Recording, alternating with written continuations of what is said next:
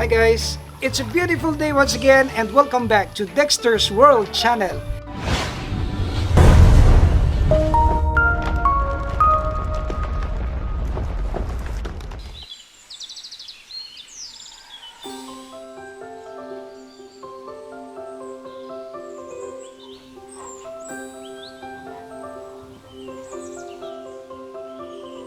Well, today's video, allow me to make an update about our rabbitry. But before we're gonna go inside in our rabbitry where we can harvest some 52 bunnies, these very cute bunnies, allow me to just say something. Please allow me to promote our second channel, and this is called Love Drive. This channel intends to help the communities, and we already have more than 1,000 subscribers, and I would like to thank you guys for following us even on this second channel that we have just created. And you will witness that in this channel we use the Filipino language as our main language, and I would just like to provide the English translation of what we are saying in Filipino.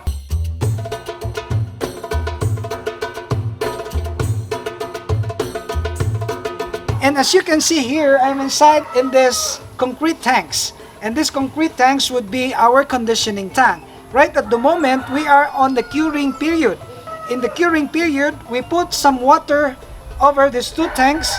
We will allow the water to stay here for a couple of days in order for us to make sure that the acids will not affect our fish. Of course, we will drain all the water, and we will use this water for the cleaning of our surroundings, especially in the rabbit coop.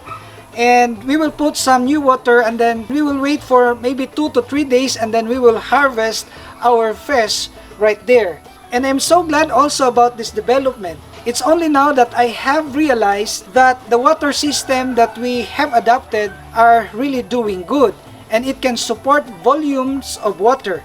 Actually, I estimated this tank to contain 5,000 liters of water, and this has also another 5,000 liters of water. And we have extracted around 10,000 liters of water right at the deep well that we have constructed last year. So this is a good development, and I am also planning to integrate the lettuce farming. I already have done this before, but this area would be now the place for our lettuces. I have 3 different kinds of lettuce, and I already have tried propagating them, only that we run short of space at home. So this place is really good, and we will put the UV plastic right here to allow the sunlight to penetrate on the fish and even on the lettuces that we are going to produce.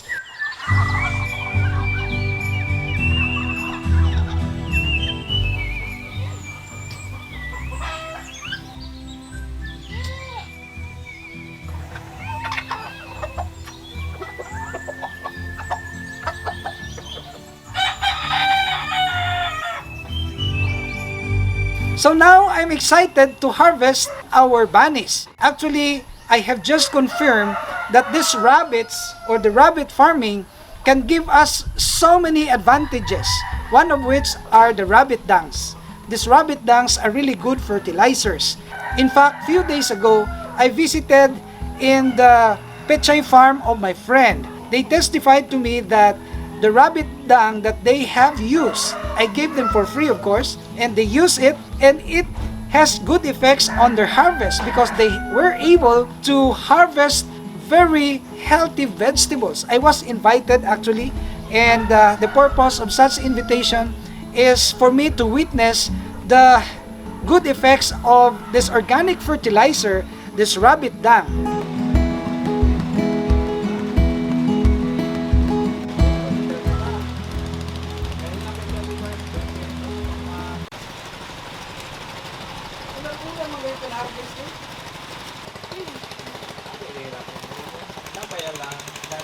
So guys, this is our help to the local farmers. We tried to give them some rabbit dungs.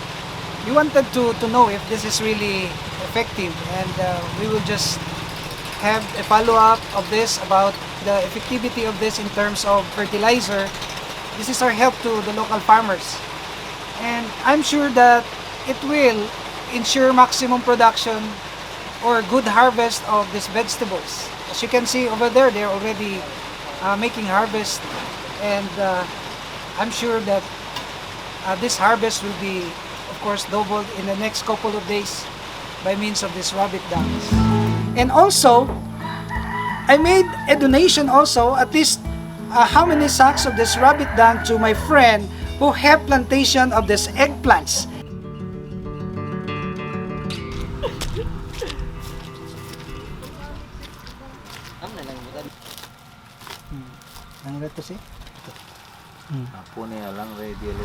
So guys, I'm here in the middle of this plantation of this eggplant. This eggplant are called Fortuner eggplant, Fortuner breed. And you will see that this eggplant is almost 1 hectare, and they are already bearing fruits. And I'm so glad because part of the fertilizer system that they have adopted in this plantation is the rabbit dung. I've been in close contact with the owners, and I gave them for free this rabbit dung, and they said that it really works. It really works. It's a good fertilizer that we can introduce to our local farmers. So I'm very happy with this development, and maybe in the couple of days we can interview, as long as they're gonna harvest the fruits of these vegetables, we will make an interview up to what extent can this rabbit dung benefit the plants, the vegetables.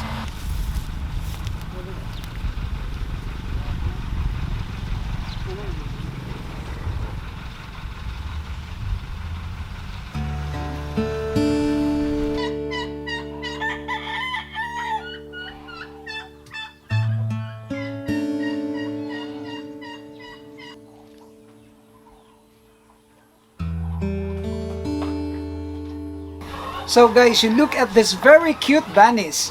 They are the rabbits that we can harvest today. And there are 52 kittens that we can bring to the pet store. Well, I can say that this is a good business. I've been telling you about breeding these rabbits, and maybe you are interested about the systems that we have employed. Well, one of the tips that we always mention is the privacy. We will give them the privacy, and we allow them to deliver their kits underneath the ground. Some of them are just digging very shallow and cover their kits with their fur. But it's alright, it doesn't matter, as long as they will be given the privacy. So guys, these 52 bunnies are just blameless. They are perfect in health, and you will see that they don't have uniform sizes because their age varied. There are some that are already 40 days old, there are some that are already 30 days old. And we normally harvest them at the age of 30 to 45 days old. If we will see that their sizes are already good, then we can harvest them early, because there are those that deliver less than 10 kittens. So in that case, they can be harvested at 30 days old. I'm selling this at 600 pesos now per kit. I have here 52. You can compute how much will I earn if I gonna be able to sell this at the pet store. That's why I always said that this is a good business. And if you are interested about how we raise these rabbits, how we breed these rabbits, I already have so many videos about this one, and you can just browse on it. I will provide the link below, the tips on how to effectively operate this kind of business, this rabbitry. And I'm also very glad to note that these rabbits can give us some good meats. I already have tried eating this one, but in our country, the Philippines, we're not yet that ready to accept the fact that these rabbits can be eaten. These rabbits can also be considered like the chickens and other farm animals. The meat is really very good, and I'm glad to hear feedback from our followers from across the globe, especially in Europe and in America, that they are really eating these rabbits.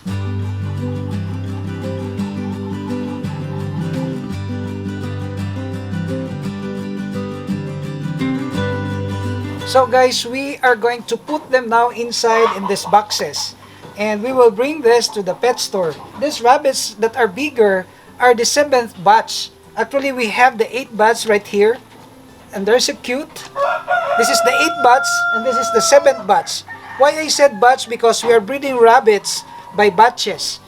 We are scheduling 10 does in different dates.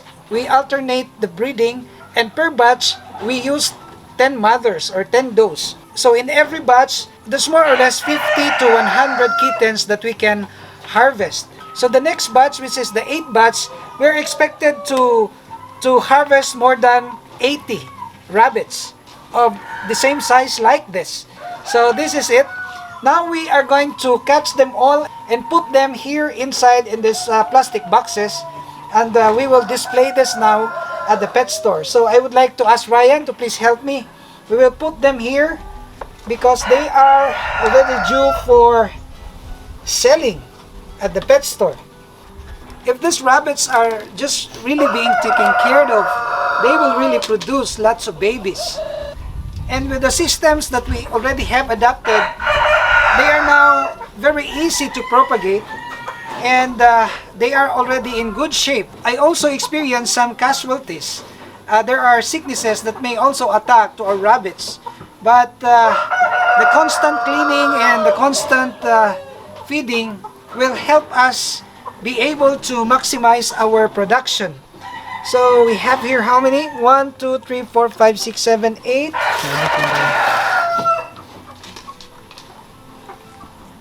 9. 9 and 10. You know, in breeding rabbits, you can have always the control on what kind of colors you are going to produce. I mean the color of the kittens. So for this batch, I decided to produce more white rabbits because they are really cute and they are in demand as pets. So they are here, and we are carefully catching them and putting them now inside in this box. And don't you know that one of the great sources of income in the pet store is this rabbit production? And maybe later we can also sell this rabbit dung or this rabbit manure and urine, because I already have confirmed out of the experience of my friends who have plantation of this eggplants and even this pechay that this rabbit's manure can cause great production and great harvest.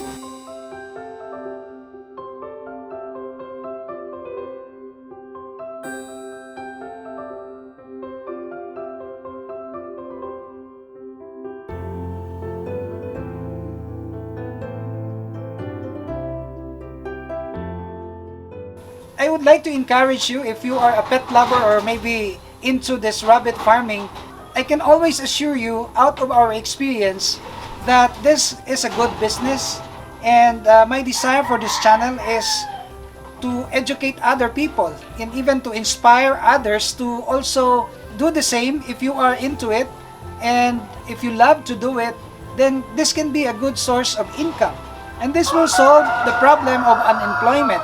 This will solve also the problem of underemployment, meaning you are employed but you are underpaid. So you can think of ways how to augment our income, and one of which is doing this rabbit farming. And if you are interested, as what I have always mentioned about the tips on how to breed this one, we already have made so many videos about how to breed rabbits, how to take care of the breeders, the diet, and even the vitamins that we are using, and the plants or the grasses that we're feeding. That's all recorded already, and you can browse in our other videos because we made it so educational and very informative videos.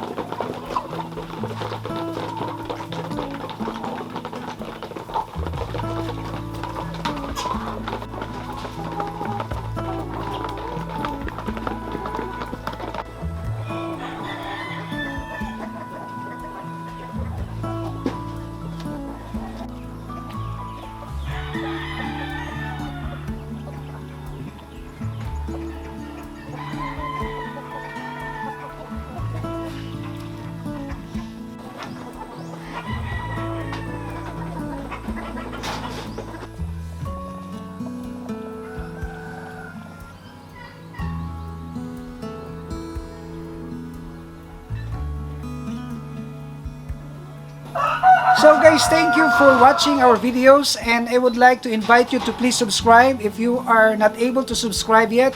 We are actually promoting our second channel, and this channel is called Love Drive, where we engage the communities and we give some stuffs and we help them actually. And this is the content of our second channel. And if you are not subscribed to Dexter's World, I would like to invite you to please subscribe, because we are uploading videos every 5 days only here at Dexter's World.